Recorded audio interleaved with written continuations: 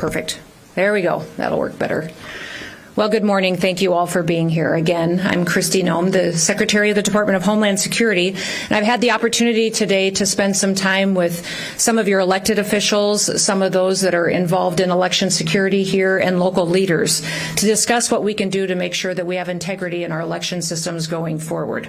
I want to thank some of them that came today. Justin Heap is here. He's the recorder of Maricopa County. I want to thank him for sharing some wisdom with me on what we can do to partner together. Also, State Representative John Gillette of the 30th District is here too, and I want to thank him for all of the information that he shared with me. Jennifer Wright is the former Assistant Arizona Attorney General for the Elections Unit, and she's here as well and shared her wisdom and work over the years to make sure that when people go to vote in an election that they can trust that that vote counted and that they had the chance to cast their support behind the candidate that they wanted to.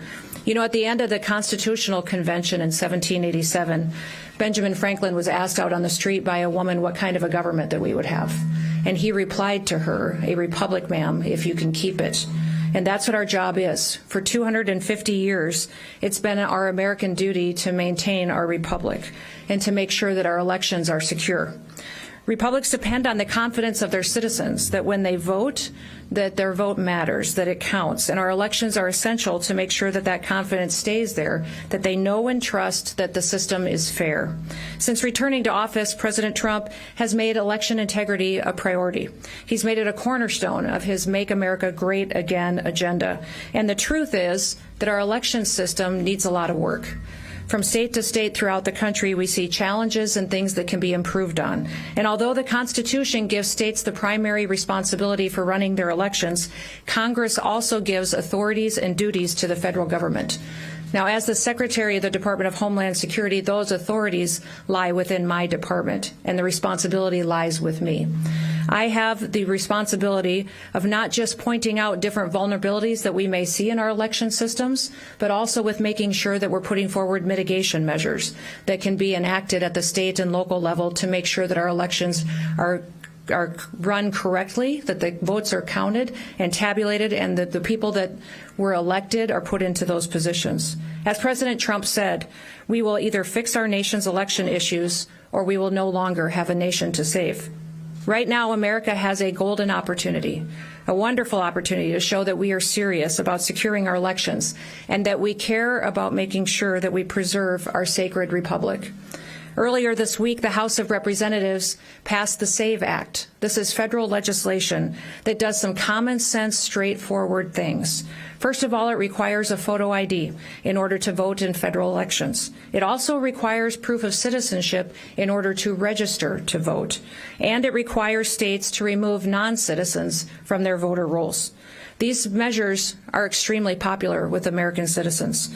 American people have common sense, and they want to see reforms like this put into their elections. In fact, a Gallup poll was recently released that shows 84% of Americans support a photo ID when they go to vote, that 83% support proving your citizenship when you go to register to vote.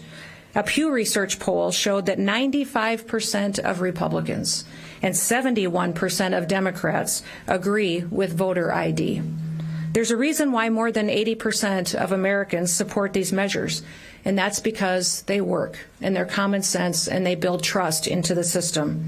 It's common sense that our elections should belong to the American people, that they should be the ones who get to vote, whose votes are counted, that they get one vote, not more, not less.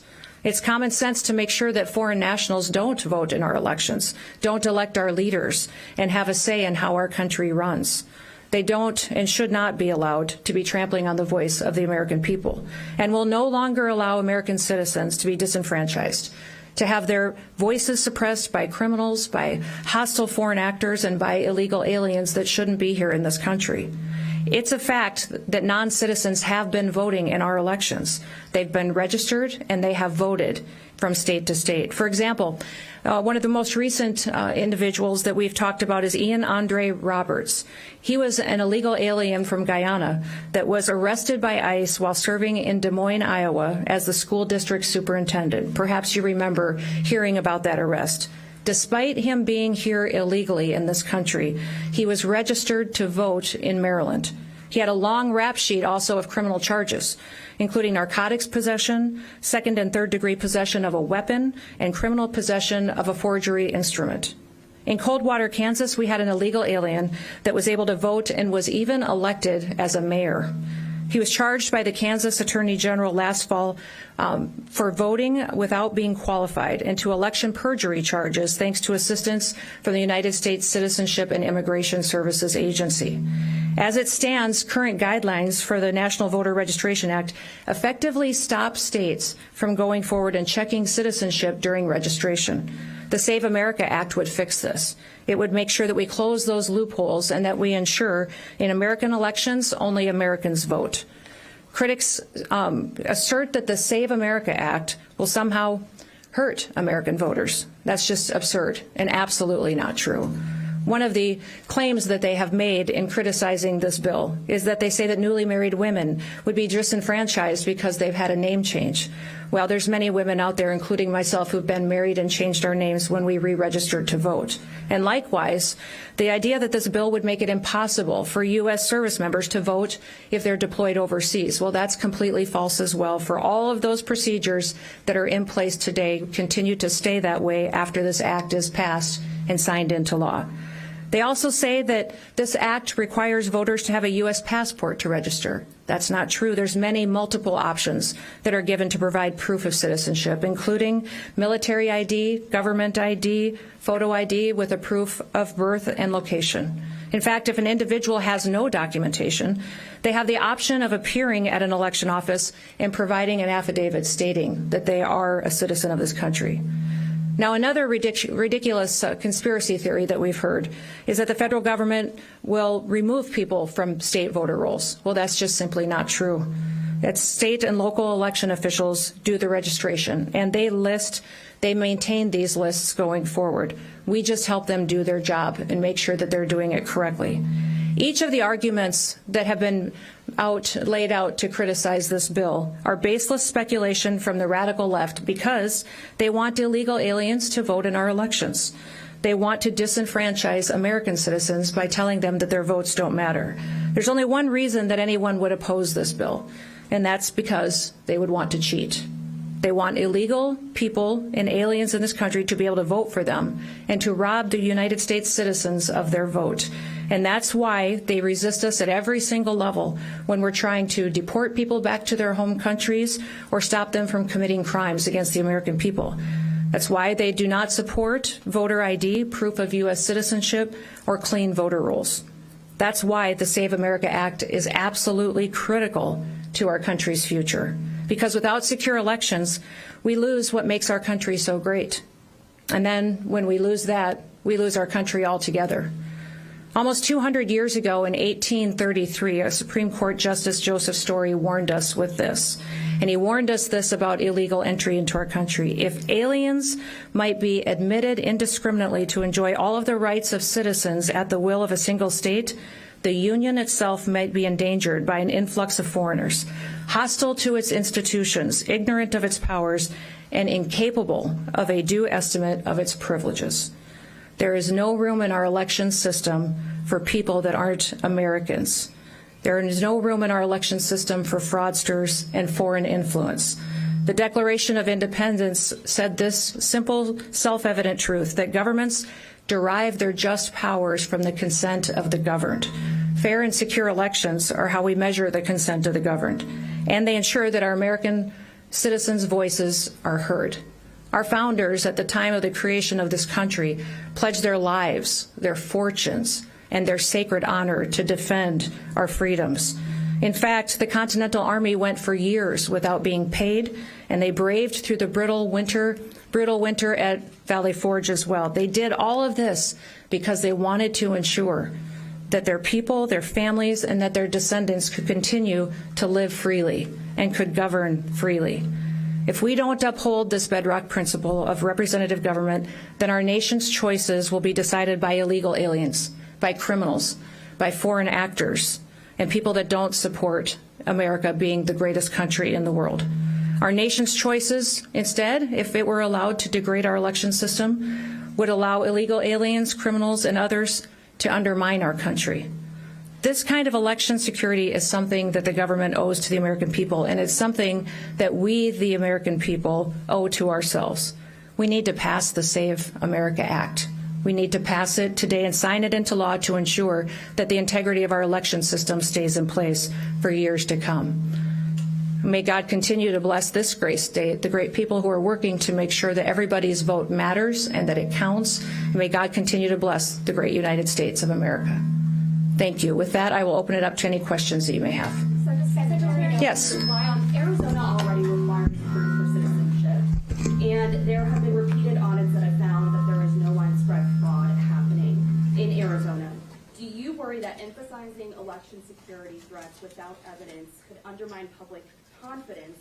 And how do you ensure that messaging doesn't further any misinformation? We have a SAVE program that is available to the state of Arizona that the state of Arizona could ensure through their Secretary of State that every county has access to and allow them to go back in and verify those individuals that are on the voter rolls today to make sure they should be voting in the elections that come forward. That's what I would encourage the Secretary of State to do, and I'll be sending out mitigation measures that can help build promise back into that system to maintain the critical infrastructure that is our elections. Secretary, are you still in charge of the mass deportation campaign, or is Homeland? I'm still in charge of the Department of Homeland Security. That includes all 23 different agencies under our umbrella, including ICE and CBP, but also FEMA, TSA, Secret Service, the Coast Guard, many, many more.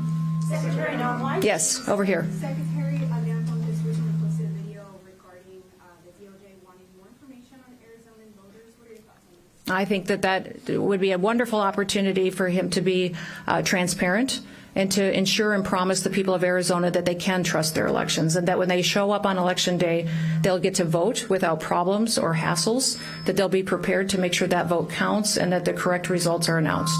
Secretary Noem. That's right here. I'll come to you next. You offered a couple of examples from Kansas, Maryland, and Iowa and such.